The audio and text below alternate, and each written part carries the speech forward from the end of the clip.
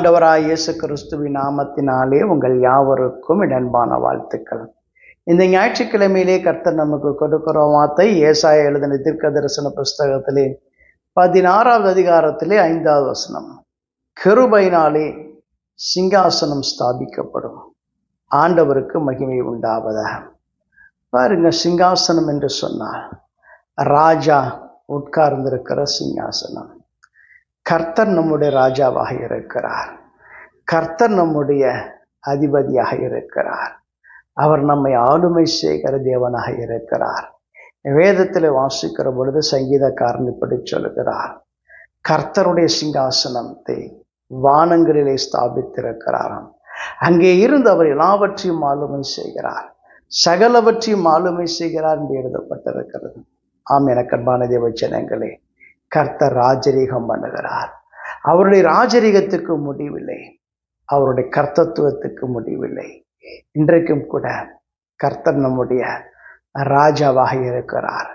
ஏசாயா என்கிற தீர்க்கதரிசி இப்படி சொல்கிறார், ஒரு ராஜா அரசாளுவார், அப்பொழுது பிரபுக்களும் நியாயமாய் துரைத்தனம் பண்ணுவார் என்று வேதம் சொல்லுகிறது.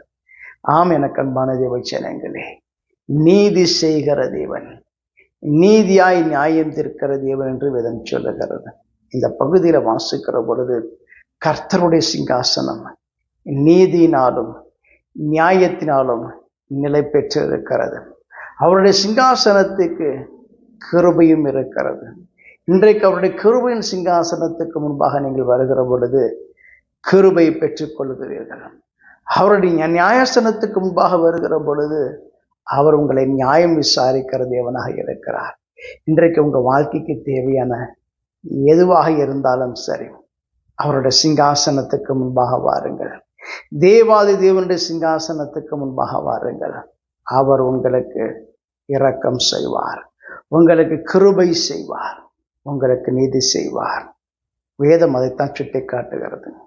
பாருங்க, நியாயம் விசாரித்து துரிதமாய் நீதி செய்கிற ஒருவர் அதன் மேல் தாவீதின் கூடாரத்திலே நியாயாதிபதியாக உண்மையோடு வீற்றிருப்பார் என்று எழுதப்பட்டிருக்கிறது. ஆண்டவருக்கு மகிமை உண்டாவதாக. தாவீதின் கூடாரத்திலே தேவனாய் கர்த்தர் அமர்ந்திருக்கிறார். அங்கே அமர்ந்திருந்து நியாயம் விசாரிக்கிறார். பாருங்க, துரிதமாய் நீதி செய்கிறாராம். ஆண்டவருக்கு மகிமை உண்டாவதாக. கர்த்தர் நீதி செய்கிறவர், அவர் துரிதமாய் நீதி செய்கிறவர், சீக்கிரமாய் நீதி செய்கிற தேவன். எனக்கு ஒரு சம்பவம் ஞாபகத்துக்கு வந்தது படித்த உடனே. சாலமோன் நாட்களிலே பாருங்க, 2 ஸ்திரீகள் ஒரு குழந்தை எடுத்து கொண்டு வந்தார்கள். ராஜாவிடத்திலும் முறையிட்டார்கள். ஒரு பெண் சொன்னாள், நாங்கள் இருவரும் ஒரே வீட்டிலே இருக்கிறோம், 2 பேருக்கும் குழந்தைகள் பிறந்தன, ஆண் குழந்தைகள் பிறந்தன. ஒருத்திக்கு முதலாவது நாளிலேயும் 3 நாள் கழித்து அடுத்த ஒரு பெண்ணுக்கும் குழந்தைகள் பிறந்தன. 2 பேரும் ராத்திரியிலே தூங்கினார்கள். தூங்குகிற பொழுது ஒரு பெண் புரண்டு படுத்ததினாலே, குழந்தையின் மீது புரண்டு படுத்ததினாலே அந்த குழந்தை மரித்து போயிற்று. பாருங்க, இவள் என்ன தெரியுமா செய்தால், குழந்தை இறந்து போன உடனே வேறொரு உயிரோடு இருக்கக்கூடிய அந்த குழந்தையை எடுத்து கொண்டு தன்னிடத்திலே வைத்து கொண்டு விட்டார். இந்த இறந்து போன குழந்தையை கொண்டு போய் தூங்கி கொண்டு இருக்கிற அந்த ஸ்திரீனுடைய மார்பிலே வைத்து விட்டு வந்து விட்டார். அதிகாலையில் எழுந்தால் அந்த பெண் பார்த்தாள்.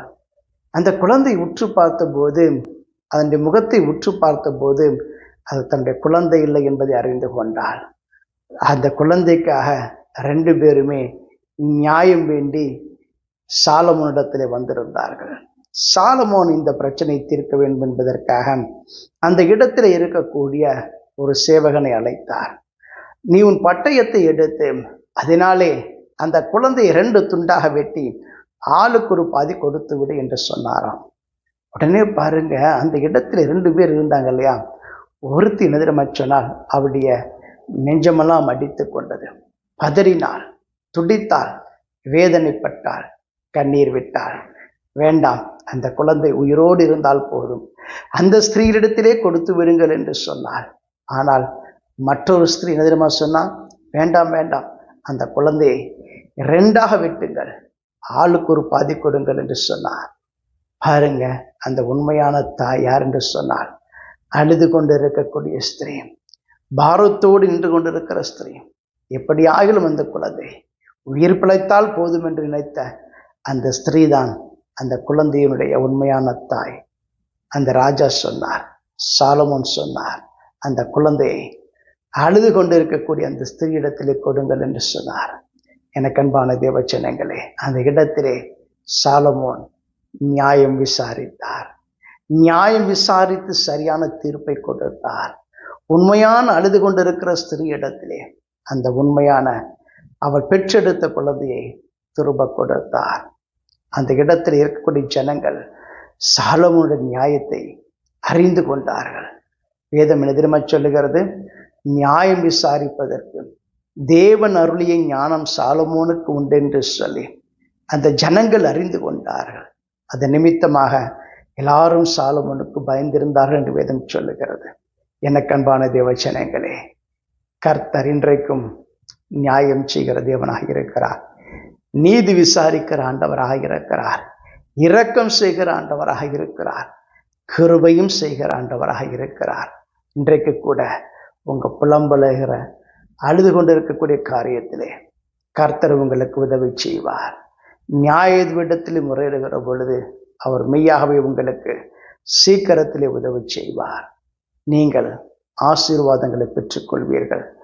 தேவனிடத்திலிருந்து வருகிற நீதியை பெற்றுக்கொள்வீர்கள். சிறுமையானவர்களுடைய வழக்கையும் எளியவனின் நியாயத்தையும் கர்த்தர் விசாரிப்பார் என்று அறிவேன் என்று சொல்லி சங்கீதக்காரன் சொல்கிறார். ஆம், எனக்கு அன்பான தேவஜனங்களே, எளியவர்களின் நியாயத்தை விசாரிக்கிறவர், சிறுமையானவரின் வழக்கை விசாரிக்கிறவர். நீங்கள் சிறுமைப்பட்டு இருக்கிறீர்களோ, எளிமையானவர்களாய் வாழ்ந்து கொண்டிருக்கிறீர்களோ, உங்கள் வாழ்க்கை குறித்து ஒருவரும் கண்டுகொள்ளாமல் இருக்கிறார்களோ, உங்களுடைய கூப்பிடுதலை யாரும் கவனிக்காமல் இருக்கிறார்களோ, அந்த பரலோக ராஜாவை நோக்கி கூப்பிடுங்கள். அந்த பரலோக ராஜாவிடத்தில் முறையிடுங்கள். அவர் உங்களுக்கு மெய்யாகவே செவி கொடுப்பார், மெய்யாகவே உதவி செய்வார். அவர் கூப்பிடுகிற எளியவனையும் உதவியற்ற சிறுமையானவனையும் விடுவிப்பார் என்று எழுதப்பட்டிருக்கிறது. இன்றைக்கும் அந்த பரலோக ராஜாவை நோக்கி கூப்பிடுங்கள். பரலோக ராஜாவிடத்தில் இருந்து உங்களுக்கு உதவி கிடைக்கும். பரலோகத்தில் வீற்றிருக்க ராஜாதி ராஜாவிடத்தில் இருந்து உங்களுக்கு உதவி கடந்து வரும், நன்மை கடந்து வரும். உங்கள் வாழ்க்கையிலே தடைபட்டு இருக்கக்கூடிய நன்மைகள் யாவையும் நீங்கள் பெற்றுக்கொள்ளும்படி கர்த்தர் உதவி செய்வார். தேவன் தாமே உங்களை ஆசீர்வதிப்பார். நான் ஜெபம் செய்வோம். எங்களை அதிகமாய் நேசிக்க நல்ல ஆண்டவரே, இன்றைக்கும் நோக்கி கூப்பிடுகிற உங்களுடைய பிள்ளைகளுக்கு உதவி செய்யும்படி நான் ஜெபிக்கிறேன். திக்கற்ற பிள்ளைகளுக்கு நீ சகாயராய் விளங்கும்படி நான் ஜெபிக்கிறேன். இப்பொழுது பிள்ளைகளுக்கு நியாயம் கிடைக்கத்தக்கதாக, நீதி கிடைக்கத்தக்கதாக கர்த்தர் அற்புதம் செய்யும்படி நான் ஜெபிக்கிறேன். இயேசுவின் ஜெபம் கேளும் பிதாவே, ஆமென். God bless you.